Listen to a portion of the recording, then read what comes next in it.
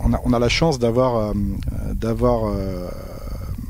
pu récupérer une pépite, un clos emblématique sur lequel nous sommes aussi ici aujourd'hui, les Hospices de Saumur, à qui appartiennent le Clos Cristal, donc qui est vraiment un terroir magnifique, et avec un inventeur, Antoine Cristal, qui a eu l'idée géniale de planter des cèpes au nord d'un mur, de les faire traverser à travers des murs, et puis avec le feuillage qui ressort au sud, donc les pieds au frais, la tête au soleil. Donc c'est un clos magnifique de 10 hectares qui était réputé à sa création, avec des vins qui étaient vendus à la cour d'Angleterre, qui étaient vendus à la cour de Russie.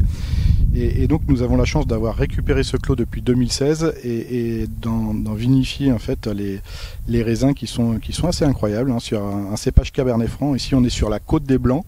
Historiquement c'était le Chenin Blanc qui a été planté, et Antoine Cristal a eu l'idée géniale de faire des essais avec par exemple le Furmint, le cépage de Tokai, avec le Pinot Noir de Bourgogne.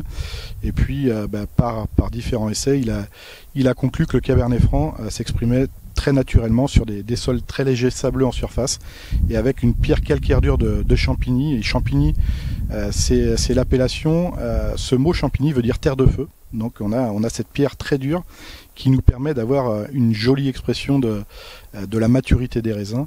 Donc on a naturellement des vins qui sont très soyeux en bouche, avec des tanins très poudrés. Un nez de Cabernet Franc où on ne retrouve pas cette dimension aromatique végétale habituelle, parce qu'on a une maturité incroyable avec l'exposition des murs.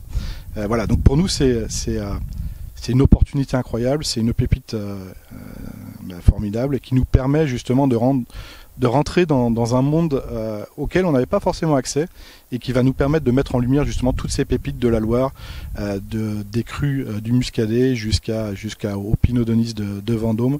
Et voilà, on est vraiment très fiers de mettre en avant notre terroir, notre territoire, et puis tous les hommes qui font cet excellent travail.